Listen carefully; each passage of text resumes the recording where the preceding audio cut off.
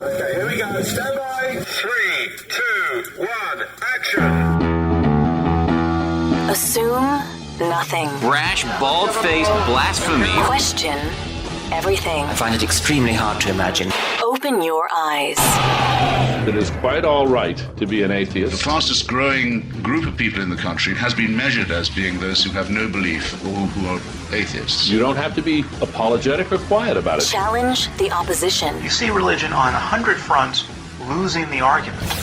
And start thinking. This is The Thinking Atheist Worldwide. I'm going to be in Arizona this coming weekend. Hope to see you there. Flagstaff on Saturday, and then in Phoenix on Sunday.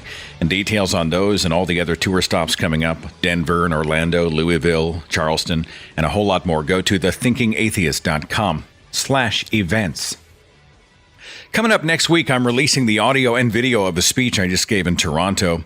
It's called "Christianity Made Me Talk Like an Idiot."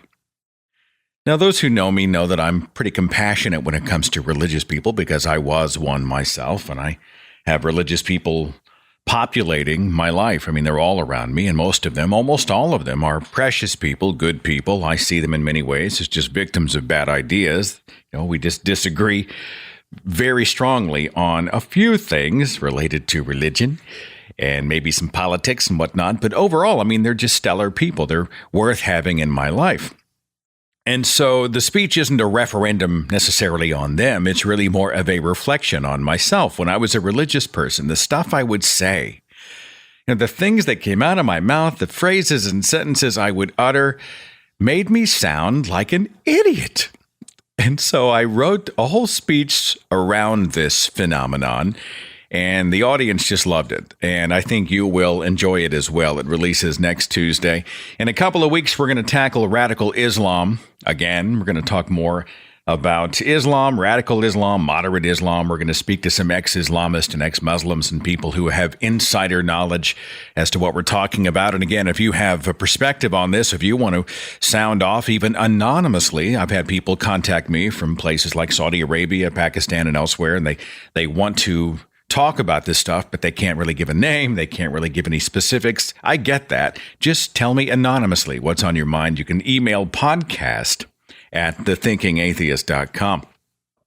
Today's show is kind of close to home. It's called Educational Neglect. And for those of us who were raised in private religious institutions, private Christian schools, or whatever, yeah, it's kind of a sore spot. And I've had a lot of people ask about the damage done by pseudoscience and anti-science thinking and mythology taught as truth and all this stuff to young children. How much damage is it really doing? Well, we're going to have some anecdotes. We're going to talk to some people who've had some experience with this, who've written about it, who've studied it, and it's going to be an interesting and I think occasionally frustrating show, so hang with me. Before we do that, let's talk about education. Dr. Alexander Wiseman, he is a professor. He's also an expert on how people learn. This guy is an expert in comparative education. You know, how do we in the United States compare to other nations in various forms of education? Is it fair to do a direct comparison of curriculum and teaching methods here as opposed to in other parts of the world? Is it even worthwhile to do those straight-up comparisons? What are the various models for learning? Are things done in the classrooms in other nations that we should do, we should adopt, or vice versa? How do the teachers and tenure and politics and parents and culture impact positively and negatively how and what our kids are learning? What about the minefield of things like aptitude tests? You know, how reliable are they? How do we improve what's already in place in our educational system, and how do we fix what's not working? I'm really enjoying Dr. Wiseman's lecture series on education at the Great Courses Plus. The course itself is called How the World Learns: Comparative Educational Systems. It is one of over 8,000 lectures streaming from the Great Courses Plus directly to your smartphone, your computer, your laptop, or television. The Great Courses Plus app was just picked by Time Magazine as their number 4 pick of the top 25 apps of the year so far. It's terrific stuff. And right now, as one of my listeners, you can watch How the World Learns and any of the Great Courses Plus lectures for free for a whole month when you sign up through my special URL. So get started today. You're going to love it. Sign up at thegreatcoursesplus.com/Seth. That's thegreatcoursesplus.com/Seth. I begin the broadcast today with that famous Bertrand Russell quote. He said, "The trouble with the world is that the stupid are cocksure, and the intelligent are full of doubt." Now, I'll elaborate a little bit and say that there are a lot of intelligent kids who are placed in positions where they are handed down their worldview. They're indoctrinated, they're essentially programmed. And they're smart kids, they're intelligent kids, but they are in a reinforcement culture, quite often a guilt and shame and fear culture. And they're taught to project confidence and assuredness at all times because they already have the truth with a capital T. How fortunate are they to have been born in the right family, in the right religious belief, in the right church, believing in the right God, studying the right scriptures, praying for the right things, heading to the right destination at the end of this life.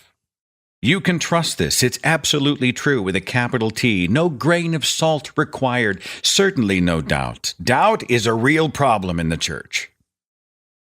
Doubt is a sin. It's Satan whispering in your ear. It's weakness. The one who doubts is like a wave of the sea, blown and tossed by the wind, and that person should not expect to receive anything from the Lord. Don't doubt this stuff, man. Believe it, accept it. It is truth. And whatever you do, don't listen to somebody else when they tell you there might be a problem. Those people are agents of evil. Now, you take a whole culture of students and you put them in this environment where on one side you're building them up and telling them they can be cocky, and on the other side making them afraid to entertain, to address, to spend any time exploring the ringing bells of doubt that might appear in the back of their skulls. It's actually a brilliant recipe for keeping people in check, for keeping them in line, for locking them off, and making sure that they remain as part of your tribe, part of your agenda, part of your superstition.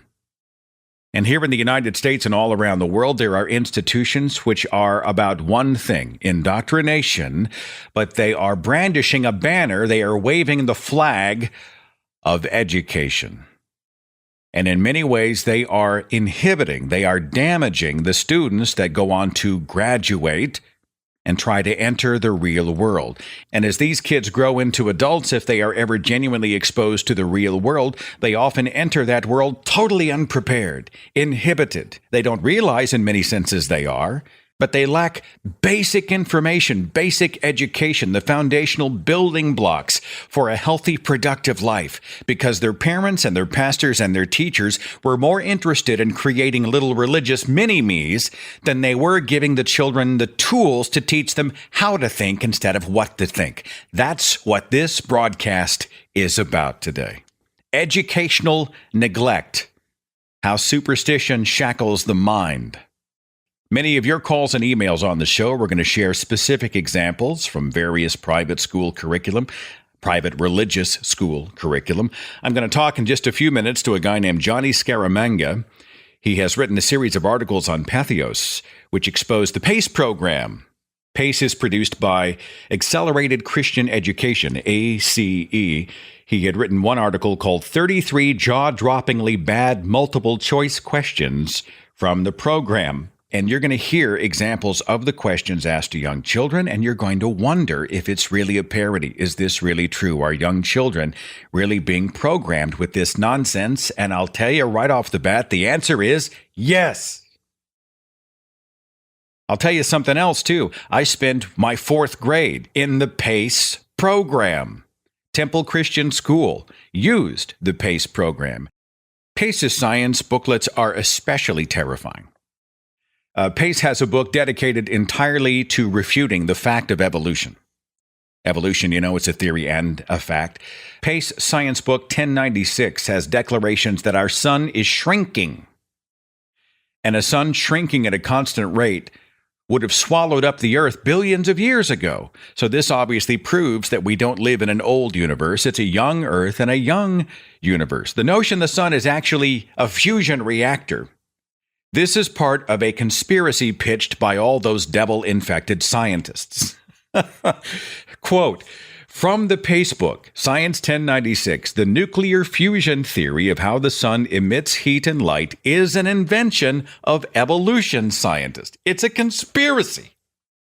We'd mentioned in another broadcast we had done about the indoctrination of children, the Bob Jones Abeka program. Abeka is a homeschool curriculum produced by Bob Jones University.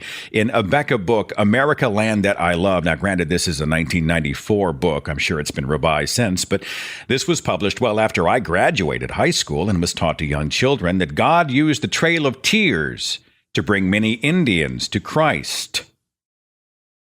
Life Science 3rd edition from the Abeka program declared that dragons may have been real. Dragons! Quote, is it possible that a fire-breathing animal really existed? Today, some scientists are saying yes. They have found large chambers in certain dinosaur skulls. The large skull chambers could have contained special chemical-producing glands. When the animal forced the chemicals out of its mouth or nose, these substances may have combined and produced fire and smoke. That's from Life Science 3rd edition, Bob Jones University Press, 2007. You know, this is not science. This is a film. It's called Reign of Fire, starring Christian Bale. Two chemicals produced inside the skull combined with exhalation produces natural napalm. That's essentially the dragon in the film. Learning history from the Abeka program, United States History for Christian Schools, 2nd edition, Bob Jones University Press. This is early 90s. Slave masters were apparently nice guys. Quote, a few slaveholders were undeniably cruel. Examples of slaves beaten to death were not common, neither were they unknown. The majority of slaveholders treated their slaves well. Sky sent me an email and said, my parents sang in a Southern gospel evangelical band for 11 years, from when I was about 3 until I was 14-ish. We lived on a bus with 3 other families, and since we were traveling full-time, it was necessary to homeschool. My mom was actually a public school teacher for a few years before the group went full-time, so she was the designated bus teacher to the 3 of us, and one other family's 2 children. We're from Arkansas. And of course, my parents completely idolized the Duggars, the Duggar family. Google it if you don't know who we're talking about. But they were the stars of the show 19 Kids and Counting, and they were homeschoolers and some child abuse stuff going on. It was just a horrible story. Anyway, so we ended up using the curriculums they recommended. Over the years, I was taught with Abeka book, Alpha, Omega, and ACE. I don't want to write a novel, but to put it plainly, these curriculums ruined my education. And I'm still at 26 years old having to reteach myself basic concepts in sciences and history, especially. When I was put into public school at 15, I was ahead of my class in literature. I don't know how, seeing as how I've literally never read basic classic books most kids read in school, and math, but fell behind very quickly in science and history. I remember in homeschool being taught things like Martin Luther King Jr. was a communist and against Christianity, and how enslaved Africans were actually heathens that God was trying to teach how to be humble and give up their heathen ways, and that the only way they could do that was to obey their masters sufficiently. So when slavery was abolished, that meant enough black people were humbled enough. Basically, the sons of Noah and their corresponding nations, white, black, and Asian, were taught as historical fact. There's so much I can hardly remember it all right now. It's cringing to type it out, but that's what I was taught. Those curriculums line up with white supremacy so much. And don't forget literal 624-hour-day creationism. My biology teacher in the 10th grade once pulled me aside and asked why I was having so much trouble in her class. I told her she wasn't teaching it right. And I still get chills when I think of how sad her eyes got. It really hit when I got to college. Not only couldn't I keep up academically, I was socially completely overstimulated. I dropped out after 1.5 semesters, and I've yet to be back.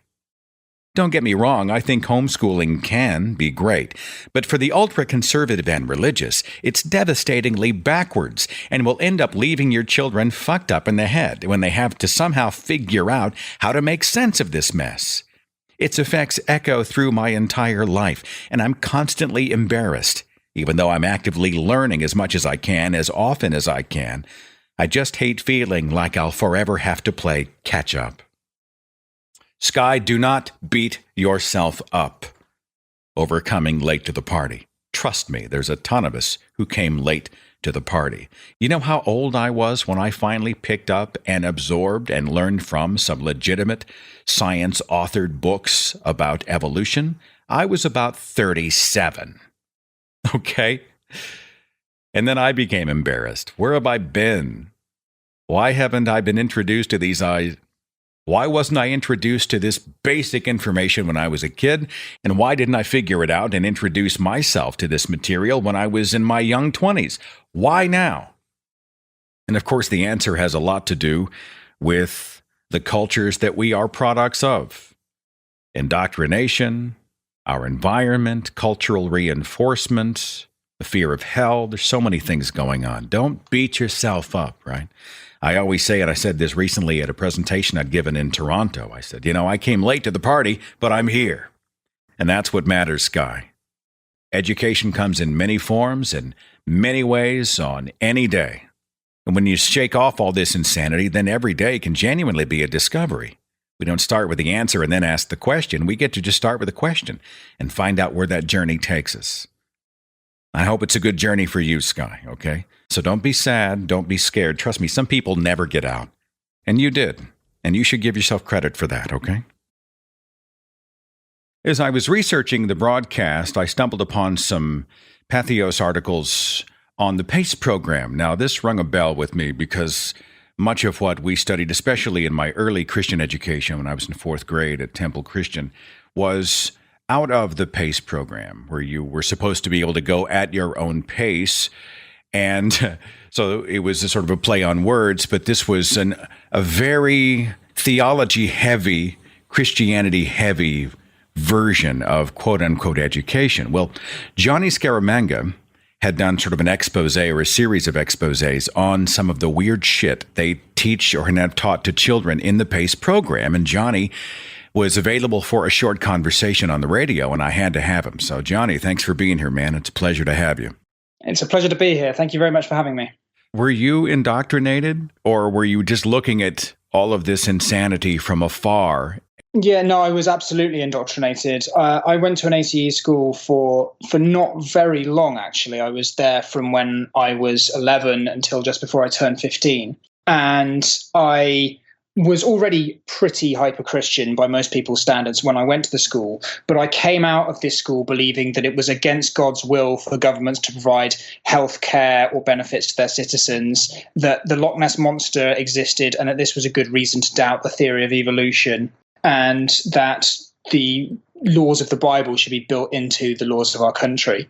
Jonny, was this a British school? Or, I mean, obviously, you don't sound like you're from Kansas, so I just had to ask. Right. So the Accelerated Christian Education Program, which is the company that makes the PACEs, was originally written in Texas and is now located in Nashville, but it's exported all over the world. They claim that they have 6,000 schools worldwide. And although all of those schools are quite small, they're all over the place. There are about 30 in England. There are a number in Uganda and Kenya and South Africa and Australia.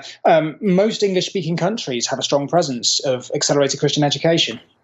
There is a heavy focus on the young earth, and of course, the PACE program and many others eager to talk about dinosaurs.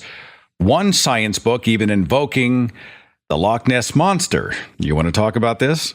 Yeah, absolutely. So it is the most extreme and ridiculous form of young earth creationism that you will ever come across. One of the scientists in the most sarcastic quotes that you can imagine that they rely on for their sources is a guy called Karl Bohr. And Karl Bohr is such an embarrassment to creationism in general that even answers in Genesis have distanced themselves from what he has to say. Bohr, for example, claims that there was an ice canopy around the earth before Noah's flood, which gave the sky a pink hue and meant that it was possible to hear the stars literally singing in the morning. So when the Bible refers in Psalms, I think, to the songs in the morning, he thinks that was something that literally happened. And that's actually in one of the physical science papers that ACE offers to high school students. So in addition to like heavy religious indoctrination, we were being deprived access to a good scientific education. The Bible always comes first. ACE 1109, Physical Science, 1996 revision. Although many modern scientific discoveries are not mentioned in Scripture, any scientific theory should be compared with Scripture. True science will never contradict the Bible because God created both the universe and Scripture. So essentially, they're giving the kids the answer before allowing them to ask the question, and the answer is always God and the Bible. Right. I think that thinking is quite heavily discouraged in these kinds of schools. I've just completed a PhD talking to students who went to these schools in England. And one of the things I didn't have space to write about in my thesis, but was not at all surprising to me, and I don't think will surprise you, is the stories that the students had about when they'd asked difficult questions, the way they were slapped down by the staff for trying to push back against some of the things they were being taught. You're not allowed to ask that question kind of thing? Or Right. So one of the participants described to me, I thought this was a great story, how he managed to get some work experience while he was at school. I don't know if American schools do this so much, but it's common for UK schools to give kids a week or two off when they're high school age to go and work in a professional environment. And he managed to get some work experience in a lab at Oxford University and wound up working with a renowned biology professor there who happily answered all his questions, even when his questions were done. Around the same time, his church, which also operated the Christian school, had a creation scientist to visit who claimed that he'd been on an expedition to Mount Ararat and had returned with pieces of Noah's Ark. And when he asked questions of the creation scientist slapped him down and said, "You shouldn't be asking these questions. You should just have faith. This is God's word." Whereas the scientist at Oxford University had been happy to answer any of his questions, even when they were ridiculous. And that, to him, was the turning point where he realized that what he was being taught was not science and was not rational. I just met somebody at a convention recently. She informed me that she'd been kicked out of Catholic school as a child for the crime of asking too many questions. I guess she just drove the nuns and teachers crazy, and they finally just said enough and asked her to move on or ask her parents to remove her from school, which is a common thing, right? If you ask too many questions, you are now the fly in the ointment. Right. And I think that a reason that parents send their kids to these schools is to protect their children, again, in the most sarcastic quotes I can manage. And when you have children in the class that are asking difficult questions, then part of the selling point of these schools is undermined, because the whole point is that the children are not supposed to get exposed to difficult or, in the parents' minds, dangerous ideas. So if you've got a kid that's suddenly bringing dangerous ideas into the classroom, you've got to shut them up or get them out. And sometimes the staff were resorting to physical violence to make sure that happened, and sometimes they were resorting to expelling the kids, and that was really shocking to me. Some of the stories that people shared with me about how they had been perceived as difficult by their schools, and as a result, schools had tried to cast demons out of them. They'd hit them. They'd had major interventions, and in one case, the boy told me that his school had told him that he was evil, and there was something in him that rejected Jesus, so he could never be a Christian. And so he has to carry that burden with him for the rest of his life. Who knows what it does to him psychologically? Right. And I mean, his life since had been a series of stays in psychiatric wards and in young offenders institutions. So it's, everyone's story is complicated. You can't put that down just to one thing that happened. But certainly the school had not put him on a path to success.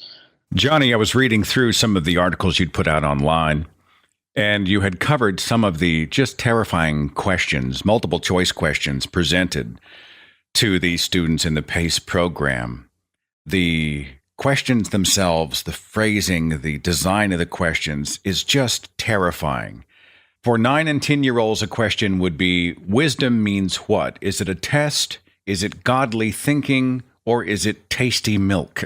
I mean, is this a joke, Johnny? I mean, is this really a question from the PACE program? Right. This is real. And it is actually one of the people that came onto my blog to try and defend ACE claimed that that these questions were jokes, that the writers of the PACEs had put them in there to be amusing. And I mean, one point in response to that is that educational experts say that that's really unhelpful when you're trying to teach people, especially students who might not easily be able to distinguish between the jokes and the serious ones. Yeah, let's see if they can figure out whether or not we're pulling their leg. Let's throw a few zingers in the legitimate curriculum and see if they figure it out. And if they don't, well, they had it coming anyway. Right. It's ridiculous. But also, I mean, there are just so many stupid and bad questions in this curriculum that that just doesn't begin to work as a defense. If you look through the 4th grade PACEs, just almost every question is absurd. There are so many of those that when I was doing my thesis, I wanted to make the same point that I'd made in that blog post. And I used a completely different set of questions because, I could do that. There were enough that I didn't need to repeat myself. To become a journalist, you should get your bachelor's degree in art, journalism, or music. This is a 7th grade question. A godly homemaker who yields to the Lord will make her home a place of business, blessing, or beginning. 9th grade. Darwin's well-known book was called A, Top Banana in the Jungle, B, The Origin of Species, which, by the way, is not the correct title of the book. It's On the Origin of Species. Or C, No One is Going to Make a Monkey Out of Me. Now, this is a little more sinister. Not only is it ridiculous, but you can see they are treating Charles Darwin as a kind of clown and getting people to distrust and mock the theory and fact of evolution from the very beginning, correct? Right. I think that I and everyone that I knew really thought that the theory of evolution was so absurd that only an absolute fool could possibly think there was anything in it. That was the thing. We were just all completely incredulous that there was anybody in the world that thought that evolution was remotely plausible, because it just seemed so stupid to us, the way that it had been described to us by the preachers and the school books and the teachers that we had. We knew that Darwin was wrong without reading one word of On the Origin of Species. We never touched the book. We never cracked it open. We never actually read what was being presented. We just were told, it's crazy, trust the Bible, and then we just moved on. And as such, we find many young people are hamstrung about the basics of science, basic sciences, which evolution being this foundation on which so many of the other sciences are built. Absolutely. Certainly, it deprives people of opportunities in later life in all kinds of ways. But actually, the thing that surprised me so all of my blogging pretty much has stressed the creationist aspect of ACE, and it is awful. But when I went and spoke to 23 young people that had been through the ACE curriculum, they didn't want to talk about creationism. That wasn't the thing that had screwed them up. So for them, it was the lingering effects of religious indoctrination. It was the corporal punishment they'd experienced. It was the sexism and the really rigid gender roles and all of the homophobia and transphobia that comes with that. And it was the crapness of the education. And all of these things combine to leave people that are often quite damaged when they come out of the school system. Talking here with Jonny Scaramanga, who has written several articles, which I will link on Patheos, relating to ACE and the PACE religious curriculum. Interesting to see sex education. You talked about gender roles, and quite often the female is the target for blame and shame, right? You are provoking the man. You are dressing provocatively. It was Eve in the garden who tempted Adam, those types of things. Yeah. Have you gotten into at all the damaging sex-related messages taught to young children in these institutions? Yes. And this, for me, I think was the most validating part of doing my thesis, because it wasn't something that I had blogged about very much, because I felt I felt really afraid, I think, to talk about how personally damaged I had been by the messages about sex and dating that we had, but by doing some kind of more in-depth social research about the way it affected other people, I felt more confident to talk about it. And in a lot of accelerated Christian education schools and in the PACEs themselves, they teach you that really, if you can help it, you shouldn't touch anyone of the opposite sex until you get married. There is a 6-inch rule in most ACE schools, and that is the minimum distance that boys and girls are allowed to come within each other at any point in time to prevent the possibility of sin. So obviously in there is the assumption that the only possible sexual interaction is between males and females. So if you're gay or bisexual, heaven help you. But then you've got this idea that you shouldn't date, you shouldn't have girlfriends, you have to keep yourself pure. And if you're not completely pure before you get married, then your one shot at happiness is compromised, and God might forgive you, but things will never be quite as good as they were. So for people who get sexually assaulted, feel that they're then damaged goods forever. I felt that and some of my participants as well talked about the chronic guilt that they experienced around masturbation and all these natural things that are used to oppress the people that go to these schools. And it means that as an adult, it is more difficult to form healthy romantic relationships, and it's more difficult to form friendships with women, for boys, and for people of different genders to form friendships with each other, because everything is so treated as so scary, and the potential for sin is so huge that it's just difficult to have a good, healthy dynamic of friendship. For the young women, for the girls in many of these sex ed programs in Christian schools, it's sort of presented as a desecration of the temple. Right. And then they have these true love waits or passion to purity programs where they'll come in often with their fathers holding their hands, and they take some sort of a pledge that they will be sexually pure, which means then once they reach the age of sexual maturity, they wrestle with their own natural desires against God's edict that they must not desecrate the temple. And that sets up a whole new cauldron of guilt and shame. And I'm in rebellion against God. I've desecrated God's sacred plan for sex, those types of things. This damages people often for life, It's brutal.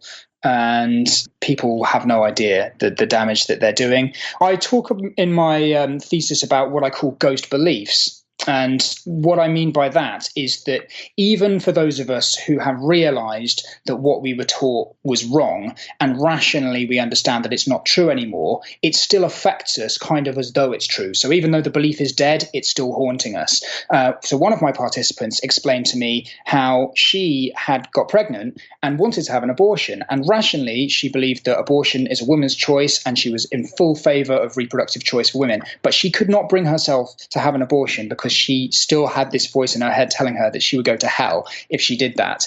And similarly, she was also bisexual, and she wanted to have a relationship with a woman. And she had this opportunity. She met this girl that she really liked, and they really liked each other. And she ended up pushing that woman away because, again, there was a voice telling her she would go to hell if she pursued this relationship. So even for the people that managed to think their way out of this, to get free of it and go on to get a good education, it still haunts us. It still affects us. It still prevents us from making rational choices in some cases in real life today. Jonny, it reminds me of people who rationally separate themselves from the myth of hell. I mean, they know logically that hell is a man-made construct. It exists to control people, but they're still under the surface. It affects them. Is one of those things that will always sort of be with you for the rest of your life in some capacity. You reject it logically, but it's still always kind of there. I think so. For lots of us, it's a gradual process. And the more I talk about this, the more it's helping me to get rid of it for myself. So I have 2 examples that affect me that are not as serious as my participants that I told you about. But one is, if I see a fossil in a museum and it says, this is dated 300 million years ago, my immediate knee-jerk reaction is, that's not true, they can't know that. And then I have to remember, oh wait, no, there's really good evidence for radiometric dating. I accept this now. And the other one is, whenever I meet someone, if they're a nice person, I assume they're a Christian. And if that nice person turns out to be an atheist, I'm surprised. Why the fuck am I surprised? I stopped being a Christian like half my life ago, and I've met millions of nice atheists and a ton of asshole Christians in that time, but still I have this programming to expect that people that don't believe in God are bad people, and it's really hard to shake. Any other angle or shade to the PACE program, the specific curriculum or beyond you'd like to talk about? A point that I would like to have the opportunity to raise at some point before we finish is that there are voucher programs currently in existence in the US, which mean that ACE schools are getting state funding.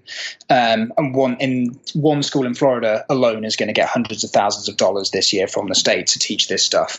So with Betsy DeVos in a key position at the Department of Education advocating vouchers, we're looking at the possibility of having taxpayer funds supporting this kind of stuff. Absolutely. And that has been going on for a long time. I mean, the reason that I got a lot of publicity for my blog is because Louisiana started a voucher program in 2012, and a number of fundamentalist Christian schools teaching PACEs or PACE's rivals like A. Becker and Bob Jones University Press were getting state funding. The one, I think it was Nevada, they ran a trial and it was struck down in the courts, that particular voucher program. But again, ACE schools were on it. So if there are going to be voucher programs, there are going to be Christian schools teaching obnoxious stuff and giving children a really poor education. And it's something that people should be alert to and ready to contact their representatives about. For those who are listening to you and me and they're saying, come on, this is the fringe, man. Nobody teaches stuff like this anymore. This can't be real. It's not a real problem. You've just cherry picked the low hanging fruit. How would you respond? Well, certainly, I have problems getting people to believe how bad accelerated Christian education is. And part of the reason for that is that it's so ridiculous that, actually just describing it as it really is sounds like you're kind of trying to make it more horrifying than it actually is.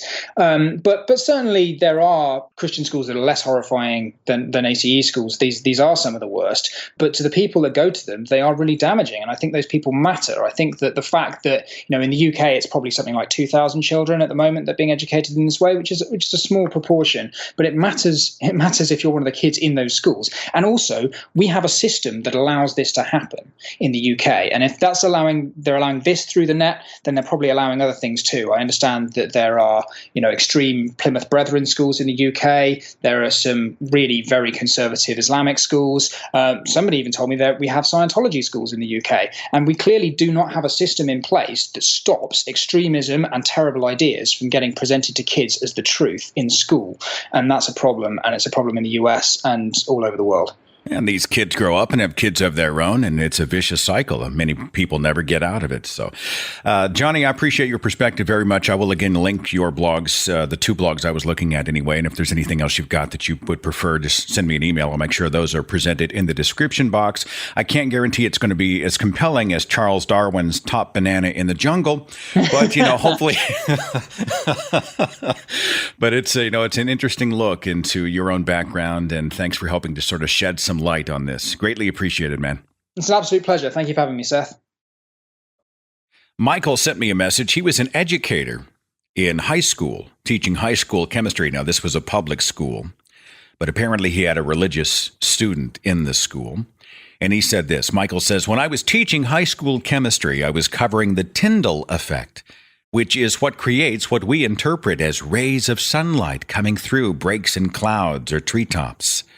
One of my good-humored students made an odd, audible noise of discontent and proceeded to say that he'd been told that those rays were angels looking down upon us.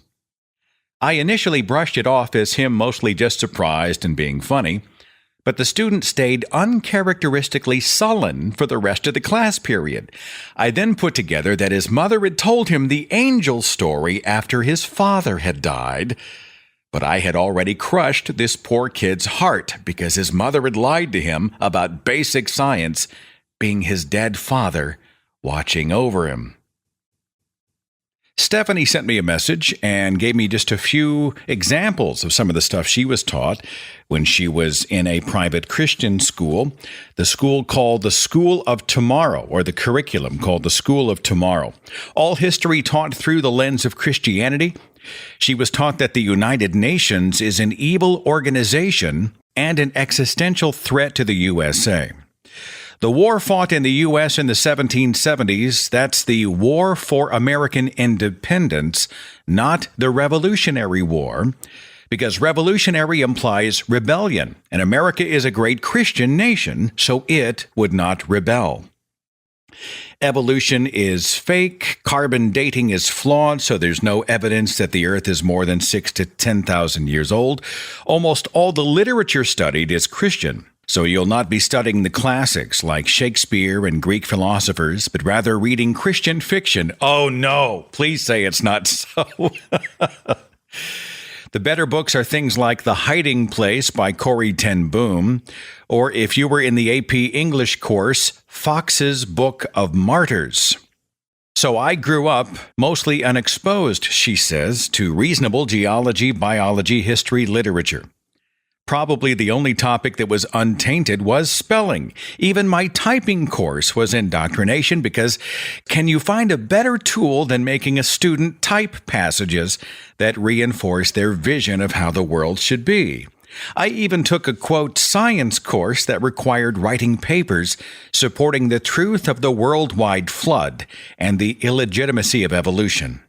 The indoctrination I had in their creationist science courses encouraged me to ignore legitimate science for many years. As my doubts accumulated and I started practicing more critical thinking, I finally was able to learn and accept a 4-billion-year-old Earth, and that life on Earth evolved from a common ancestor. I don't tend to harbor a lot of anger towards Christians who raise their kids with their beliefs, but I do have a serious issue with the complete hobbling that the kind of education I received can have on one's future. Another sad thing about the School of Tomorrow was that their educational philosophy emphasizes and rewards memorization and repetition. I had an excellent memory, so this was very easy.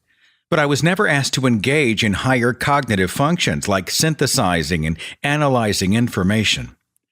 I have come a long way. After working for 20 years as a nurse with a community college education, I completed my bachelor's degree in 2013. This required me to exercise the higher thinking that had not been asked of me before. Increased critical thinking directly correlated with my abandonment of young Earth creationism, which allowed me to let go of the God I had harbored doubts about for years. My enthusiasm for science and research was so strong that I enrolled in a PhD in nursing degree. Nearly 3 years later, I'm getting very close to my final goal and hope to work as a nurse scientist after defending. Stephanie, congratulations to you for your bachelor's and soon-to-be doctorates. A degree well won, and it is an amazing happy ending to what I'm sure has been a difficult story, but thanks for sharing your story with us. That's great stuff. In the UK, I've got 441. You are on the Thinking Atheist radio podcast. Who's this? This is Lisa. Hi, Lisa. We're talking about educational neglect. Do you have a story for us? Well, I suppose I do. I was born and raised in the Mormon church. Oh, yeah, you qualify.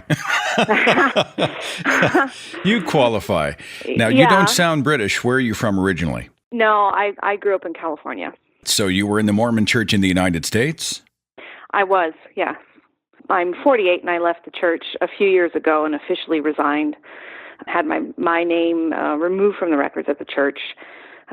Did they give you any trouble? I hear quite often people have to sometimes invoke litigation in order to get their names off the rolls at the LDS Church.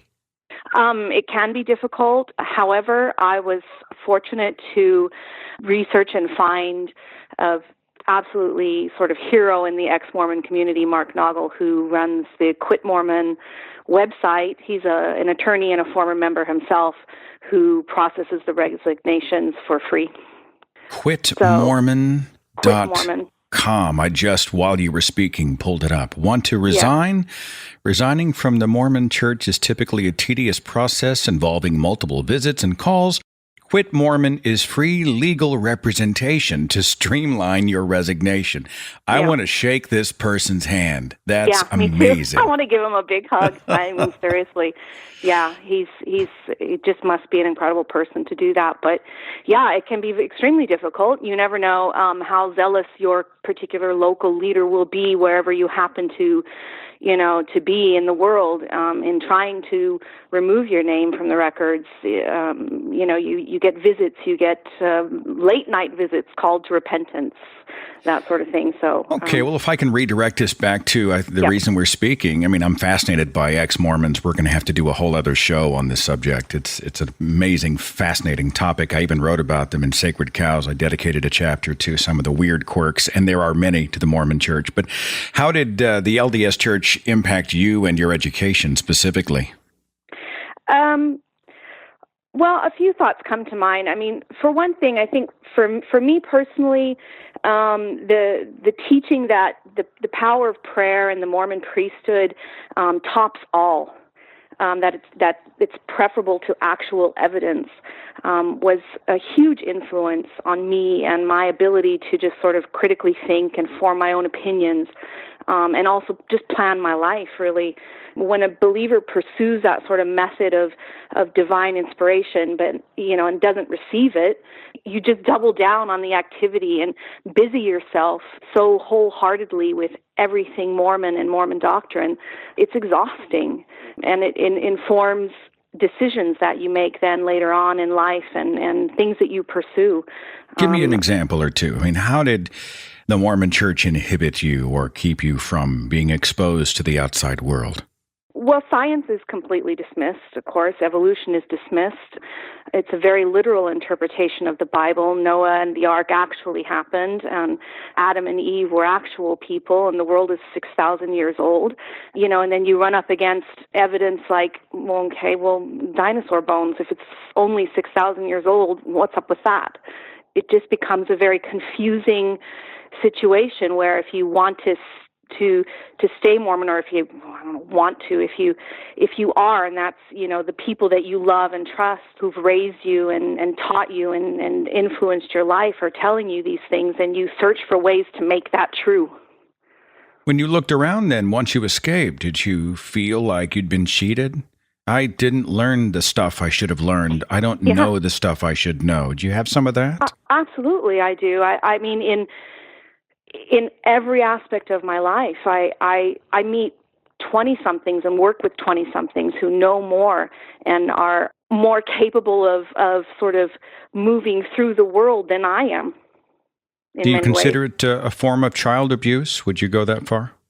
I would, although I raised my children in the church as well, and so I certainly understand that it's not, for most people, it's not knowing.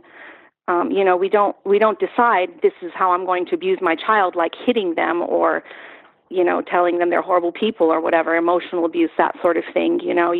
You're raised in it. A lot of Mormons are multi-generational. It's just so deeply ingrained.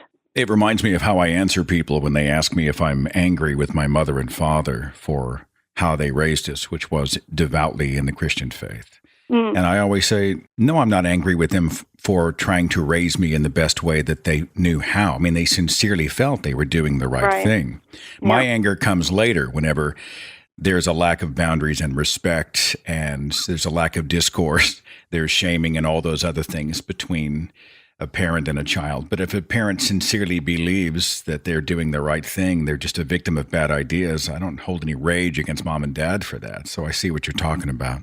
Yeah, no, I feel much the same, and I'm sure a lot of ex-Mormons do. You don't hold an individual person responsible for something that they were tricked into or believing or lied to about themselves. We're all just kind of doing the best we can, really, with the information that we have. When we know better, we do better, but... They are infected with the God virus, right? And we're going to try to inoculate them, but you can't always do it. Do you think the Mormon Church is afraid of the outside world? Oh, yeah, very. Yeah, I definitely would say that they are. They're also very clever, though, Seth.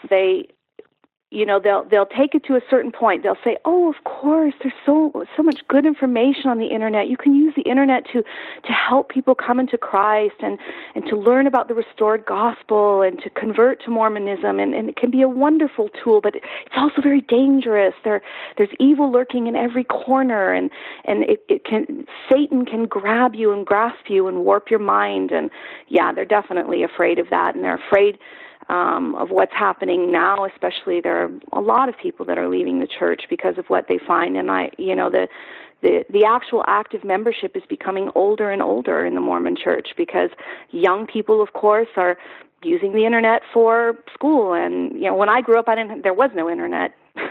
Does the Mormon Church allow unfiltered access to the web? Well, like the yes Church and of no. Scientology actually has a filter system in place, so you can access the web, but only in a certain way and access certain sites. But the Mormon Church doesn't have anything like that you know of? No, they don't. I believe that they do have filters if you're trying to access, for example, their Wi-Fi while you're in a church building.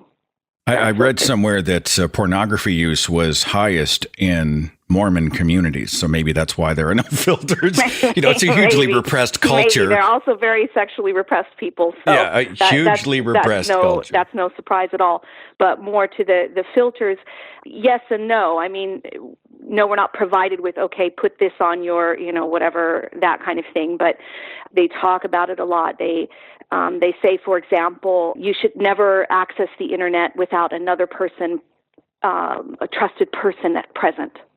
You have to have an accountability partner to access the web, or you're supposed to? Yeah, sort of. Yeah. Your family should all sit down and agree, that we're never, ever going to access the internet unless we're in a public space in the house and other people can see the screen. And, this way we keep each other safe. It's because we love each other and we want the best for each other.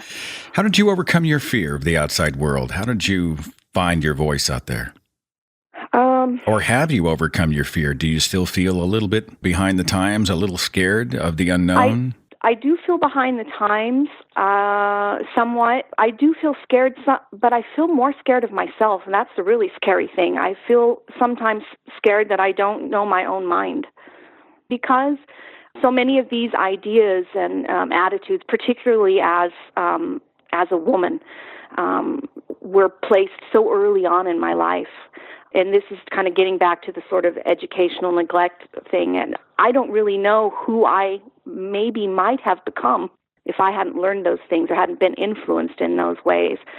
So I guess maybe scared is a bit of a strong word. I was definitely really scared when I first sort of stumbled upon the truth or the truth of the lies that were told to me. I was researching for a Sunday school lesson, and I came upon something called CEF letter. Basically, it's a letter, a document of questions written by a lifelong member himself asking for answers to the historical issues in Mormonism, and it exposes a lot of the lies. And I literally stumbled upon it by accident while I was trying to prepare a lesson for a Sunday class. And it changed your life, right? It absolutely changed my life. Immediately, it was astonishing to me how quickly everything just fell away. And that period of time certainly was scary because everything that I was ever taught in order to evaluate the world and to understand my place in it was gone. Well, you can what if yourself into madness. I mean, I do that sometimes. What if as a teenager I had become a free thinker? What might my life look like now? How much further might I have advanced? And what trajectory would my destiny have taken? Those types of sort of melodramatic questions occasionally hit me, and I punish myself for being so late to the game. But, at the end of the day, I think what we do know about the church, given our backgrounds, helps us to be better advocates. We're better informed when speaking about the church and when appropriate against the church. And I think, we can turn that negative into a positive. And I certainly hope the same is for you. Is your life good today, Lisa? It is, yeah. We're happy here. It's not been easy. We were hit pretty hard by the 2008 sort of housing crash in California. And this has been a big experience in terms of this big faith transition. But I would consider myself and the rest of my immediate family some of the lucky ones because my husband and my 3 children left, we left together and we agreed on that. But a lot of families don't. It splits families up. People end marriages because of these sorts of things, and it's devastating to a lot of people. Your kids are going to be able to have the kind of cultivated curiosity that you were denied as a child, and that's something to celebrate. It is, yeah. It absolutely is. All right, and if there are any people in the Mormon church who are listening to the show, just find the unfiltered web access and go to quitmormon.com, because Lisa told me about it, and it's awesome. Yeah, please do. So, yeah. Lisa, Obedience is definitely not more important than critical thinking. So good stuff. That's a T-shirt, and I would wear it. Lisa, you inspire me. Thanks for sharing your story. I'm so glad you busted out. All my best to you and your family, okay? Thank you, Seth. Same to you. After a short break, my special guest will be Annie Laurie Gaylor of the Freedom from Religion Foundation. She wrote an article for Religion and Politics called The Dangers of Religious Instruction in Public Schools. I'm going to talk about some of these dangers, get Annie Laurie's perspective on some of the damage being done out there. We'll do that and a whole lot more right after this. Hang on.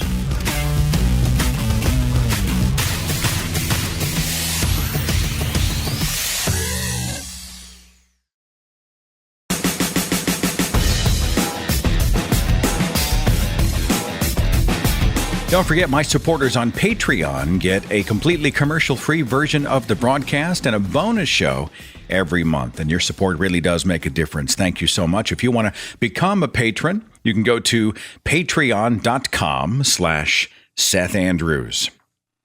To anybody listening, of course, it's obvious by this point, we're not attempting an examination, a comprehensive or even a partial examination of what works and what doesn't work in American public schools. We're not looking at the styles of teaching. We're not looking at the specific textbooks. We're not getting into what needs to be taught more, what needs to be taught less. We're not getting into that flavor of the discussion. This broadcast is really about how superstitious thinking, how religious teachings are often infecting young minds and inhibiting them. Just infecting them with some really bad ideas that might limit what they can become later in life. And if you want to get deeper into the educational system as a whole, I refer you back to the Great Courses Plus lecture that I mentioned at the top of the broadcast. It's a great long-form program that does that, but this show is not that discussion. We're really talking about how magical thinking damages kids, and it does do a lot of damage. It's why I remain convinced that if we could reject all this nonsense and refocus ourselves in the real world, everybody wins. The kids win, the parents win, the teachers win, the country, the planet, everybody wins. Unfortunately, religion and religious ideas, religious quote-unquote teachings remain well-funded, well-motivated, and extremely on the offense. They are out there swinging for the fences, often in kind of sneaky, perhaps even illegal and unconstitutional ways. I had a message in my inbox from Denisio, who tells this story. I live in Memphis, Tennessee, and went to a private Christian school called Briarcrest up until my 10th grade year in 1985. I now call that place Briar Cult. In high school, instead of beneficial electives like wood shop, printing, or metal shop, we had Bible 1 and Bible 2. I took both years of that elective. The teacher of that class was also in seminary school, so he used his seminary syllabus for our class syllabus during both years. So I was getting a seminary-level education in high school. It was not an easy class by any stretch of the imagination. I still have the Bible I used during that time. And I have just about as many notes in the margins as there is text in the Bible. The teacher of the Bible class, Dr. Loden, oddly adopted me as his pet, and I gladly stayed after class to soak up all the secret intel he had to share. I felt like I was on the inside of a secret society. He was quite vocal about the evils of rock music, and something we now call the Satanic Panic. Apart from his time warning me and the class about rock music, after class he gave me multi-paged pamphlets that outlined how NASA was deeply involved in the occult. By way of their numerous logos, he'd spend time explaining to me how Procter & Gamble were also involved in the occult. And the company logo, with his description of the logo, was all the ammo he needed to convince a very young, naive mind of its truth. Let me stop here for just a second. I mentioned in a speech I'd done a few years ago called Scrabble on the Space Station about how people used to freak out claiming that Procter & Gamble was wired in with the Church of Satan. Their old logo was a half moon with 13 stars on it, and people were warned not to buy any of their products. No one bothered to fact-check any of the stuff. They just assumed, well, of course, it's 13 stars and a half moon. These are icky symbols. It must be an involvement with the Church of Satan. And it affected people's buying habits. Pastors preached whole sermons about this kind of stuff. It was just insane. Back to the letter. He said the teacher would often speak about Christian activism and how we must boycott Disney World and all Disney movies. Tell our parents to avoid certain products by occult-influenced companies. He'd also teach about the most sinister bait-and-switch film Hollywood ever conceived, which was Star Wars. Mr. Loden would speak in great detail about how the Force was a bastardization of the Holy Spirit, and how Darth Vader was a parallel of God, and somehow Luke was Jesus. I forget the logic on how he tied it all together, but he spun it in a way that it somehow made sense, and it also spoke to a much bigger conspiracy happening all around us. It was the origins of what I still today see as the Christian conspiracy. It's a conspiracy of science, news, movies, and music against Christendom. Pretty much everything's out to get us. It's not an Alex Jones level of conspiracy, but most likely the type of fertile soil that grew the likes of Alex. I recall Mr. Loden telling us how he felt that the bombing of abortion clinics was justified for the greater Christian cause. He'd often speak on how we should all consider attending a Christian college after graduating high school, then after graduating college, consider becoming an elected official to help keep those secular folks out of office. He'd take valuable class time to warn us of the non-Christian liberal universities and how they'd speak in ways that would challenge our faith and mock Christianity. Sound like any recent Christian movies? He was telling us this back in 1985, not a new phenomenon. When I look back, it's as if it was a high school version of Liberty University. The school is still going strong today. They have a massive campus here, and they spare no expense either. It's the private school in town where all the people with big money take their kids. Loden left Briarcrest and eventually moved to Pensacola and taught at the very cult-like Pensacola Christian College. A few minutes on Google about that place, and you'll see how crazy of a cult they truly are. I'd say it was his teachings about rock music, NASA, and films that I later learned were all based on lies and propaganda, which caused the first wheels of my mind to move toward non-belief in my early 30s. I'd think to myself, if Mr. Loden would lie about Hotel California and Kiss, the rock band Kiss, then what else would he lie about? Funny thing about reading the biographies of these rock and movie icons is that you get the real story about a song or band name. You hear the factual truth from those that created this art. It was these unsaved heathens that told me the truth of the song, band name, or movie, which means Mr. Loden, this kind and gentle teacher, was selling me snake oil and lies.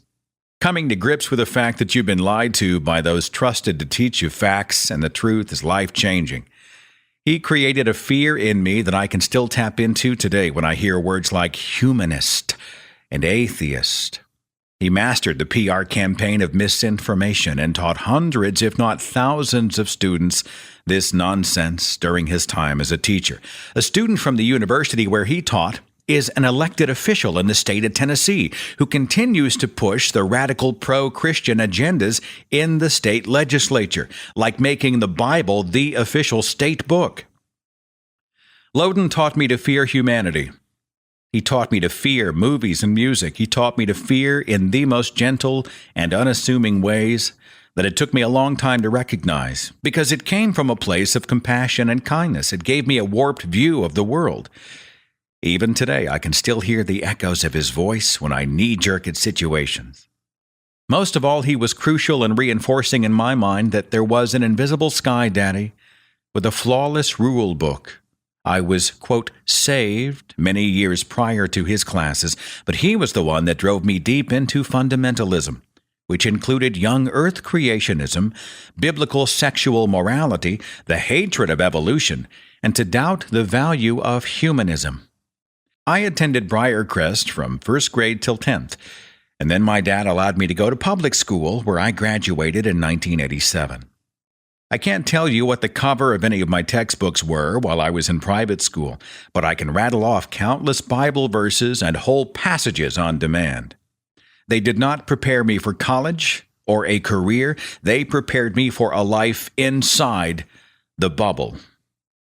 On the bright side, I've met many people that graduated from Briarcrest over the years, and that school has unknowingly produced a ton of atheists. Denisio, thank you so much for sharing the story. Annie Laurie Gaylor is co-founder of the Freedom from Religion Foundation. She is an activist. She has been sort of fighting the fight against the indoctrination of children, against the breaching of the church-state line, and essentially trying to promote and protect the rights of secular individuals across the United States. Would that be a fair introduction, Annie Laurie? Is that pretty close? Well, we want to educate the public about non-theism, so we promote free thought as well as defending the wall of separation between church and state. Even for people who are not secular, we're working to uphold the First Amendment. You had written an article recently for Religion and Politics called The Dangers of Religious Instruction in Public Schools, and that's the reason we're speaking here. Is this a rampant problem, or are these just rogue examples, anomalies? I don't think it could be considered a rogue anomaly because 50% of the complaints that we receive every year are about some kind of religious intrusion in the public schools. But it's not necessarily in the curriculum. It may be holding prayers. It may be punishing kids who don't stand for the religious Pledge of Allegiance. A lot of it is football prayer, coach-led prayer. And we don't see quite as much about actual religious instruction, but when we see that, then we really get busy. And for example, we are suing Mercer County, West Virginia, over indoctrination in the public schools that's on a weekly basis and is outrageous. For example, they're teaching elementary school children one of the fifth lesson or something says, wouldn't it be cool to have been Adam and Eve when they could use a dinosaur as a water slide? So wow. Ignorance, teaching small children, and then it produces whole generations of ignorant people because it's a very hostile community to us because we're suing, and very hostile to our plaintiffs. And you have to blame the miseducation for generations by the public school district that has been inculcating fundamentalism into their curriculum. So, I can't tell you the extent that this is happening, but when we see it, we try to do something about it. But it can be very hard because it might be a remote community where we don't have a plaintiff or we can't find an attorney. You may not know about it. This is one where, luckily, there were some enlightened people who contacted us. And we took a similar lawsuit that we won in Dayton, Tennessee, in the early 2000s. We called it Scopes Trial 2, where the William Jennings Bryan died there after the Scopes trial. And then they erected a Bible college in his memory, and their Bible students went into the public schools for more than 75 years, teaching children fundamentalist Protestant Sunday school during the day. And of course, that community has also reaped the harm of this because it's a very hostile community. And we were able to stop it, but only because a family had moved in and they were brave enough to go to court at great personal peril. So I can't really tell you how common this, when it's that kind of deeply entrenched in the curriculum, how common that is, but it's a very serious problem. Let's talk about the instances when the teachers themselves hold a religious belief. Obviously, Christianity, like many other faiths, is outward. It's designed to have its great commission. And many teachers decide that it is God's good work for them to promote their faith in a public school classroom.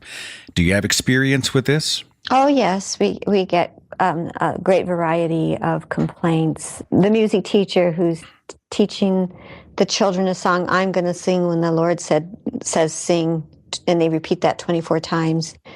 Music teachers often come out of a religious tradition and they don't see a barrier between their Sunday school music evangelism and the public school classroom. Coaches, as I mentioned, are notorious for promoting religion, but we see all kinds of examples of creationism. We have had to go after a professor that was doing indoctrinational Muslim. On occasion we get some of those complaints. Teachers that are somehow, put up crosses. They act as if they're in a Catholic school or a parochial school instead of a religious school. Principals, for example, who are in cahoots with the Gideon's International and allow them to come into the schools and hand out New Testament verses and sometimes escort them from classroom to classroom. And we kick them out and chase them away, and then they're back again. So it's a great variety of violations, and fortunately the law is with us on this right now, but it requires constant vigilance. What happens when a fundamentalist Christian science teacher in a public school is holding a science textbook that speaks and teaches about evolution, and they instead decide that evolution is a lie of the devil? Is this something that happens often? Is it something you've seen in your experience? I think that what is more apt to happen is that teachers will self-censor and just not teach evolution, even if they believe in it, because they're subject to heat. And they've done surveys. The Dover intelligent design case was in Pennsylvania. And of course, this intelligent design was trounced by the court, and it's supposedly dead. But when they did surveys after that case about how many schools were teaching evolution, it was a scandalous paucity of schools that were doing so. And I don't believe that all of those science teachers are creationists. Some of them are, but I think it's a fear of reprisal. And that's why I think that we have seen better figures come down this year on acceptance of evolution. It's usually been at least 50% of the adult population in this country being creationists, which is really a black eye on our country, and it does impede our progress and our competitiveness on a global market. But we see this, I think that a lot of this is because although it's illegal to teach creationism, there's a de-emphasis on evolution. Are there any other things that you see firsthand in your fights out there? I'm specifically wanting to deal with how young people are targeted and inhibited in many ways by superstitious teaching, superstitious thinking, by robbing them of opportunity. Anything else come to mind? The Bible says there's nothing new under the sun, but then there's always some state church promotion of religion in public schools that we've never heard of. We've had to take down paintings, big lurid paintings of praying children from, for example, a principal's office where it was a windowed office, so the kids were walking by this every day. We have recently taken down 2 huge Ten Commandments monuments from public schools in Pennsylvania. It took a big fight, about 5 years, in federal court and going to an appeals court, even losing on standing in one case, where these were the Eagles fraternal monuments, 6 feet tall, where students couldn't miss them. In my mind, that is especially egregious because there's a Supreme Court decision speaking directly to the unconstitutionality of Ten Commandments markers or posters or monuments in public schools, Stone versus Graham in the 1980s, and that we would have to go to court and defend that is very ridiculous, and that it become a huge fight, and that our plaintiff would become a target of death threats. We have another case in Indiana where the family has also received death threats.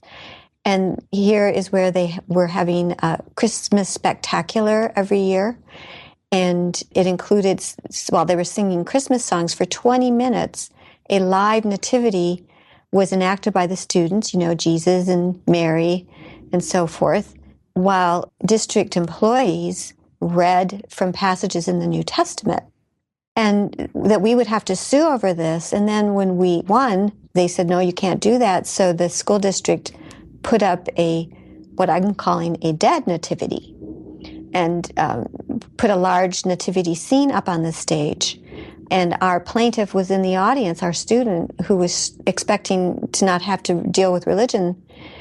We had gotten a court order, and they thumb their noses at the family. And we are appealing that to the Seventh Circuit. But that family, they're trying all kinds of ways to find out who the family is. We've just given a scholarship to the student plaintiff, and the student plaintiff has indicated that, there's constant rumors about which student is really the plaintiff, and some of them getting bullied and threatened, and this person having to stand by and watch this. This should not be happening in our public schools, and it shows the harm of religion in our public schools, because it turns the majority believers into insiders and the minority into outsiders, and turns minorities into outcasts. And here, this student and the family should be getting an award from the community for being champions of our Constitution. And there are people trying to follow the plaintiffs around and following them from work to see who is really the plaintiff, and somebody sending a letter saying that they were going to cut them into pieces and put them in the river, and sending this the same threat to our co-counsel here, Sam Grover, by the way. And this is a recent case. This happened a year and a half ago. And so it just cements our very firm conviction that we must protect the First Amendment because it protects everybody. And we do publish our victories, what we call them legal victories, that most of them are won through letter writing by our staff attorneys. And we have, from 12 to 30 a month in our newspaper, Free Thought Today, that spell out the many permutations of how you can violate religion in our public schools. And it's amazing the kinds of things that happen. And I think the worst are things that happen to small children.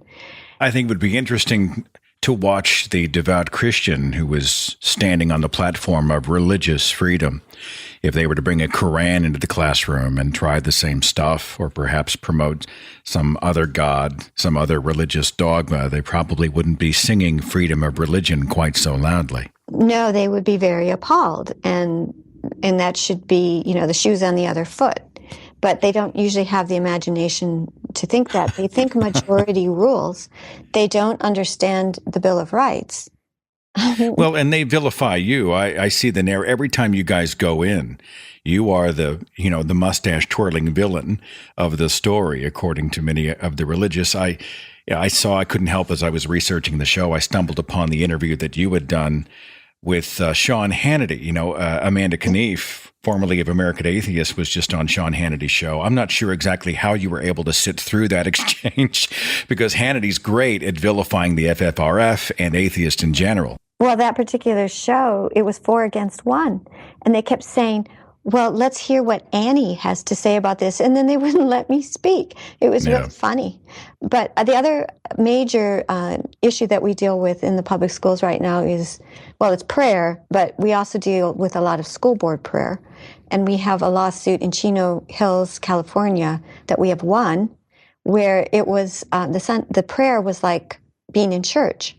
It would dominate the beginning of the meeting. Sometimes it would go on for 5, 10, 15 minutes, because it would be including this parade of introducing the minister and doing an advertisement for his church, and they usually were men, and then long prayers, including to Jesus, and other things going on in the school. And when we sued, we had one plaintiff, and we got beseeched by the community, by parents in the community, and some other people in the community to be added. So we added 21 or 20 plaintiffs to that lawsuit, because they were so fed up with how religion permeated their entire school system. And so I'm reminded of Matthew 6. It says, when you pray, do not be like the hypocrites, for they love to pray standing in the synagogues and on the street corners to be seen by others. And of course, they're encouraged to pray in private. It's supposed to be a personal experience anyway, right?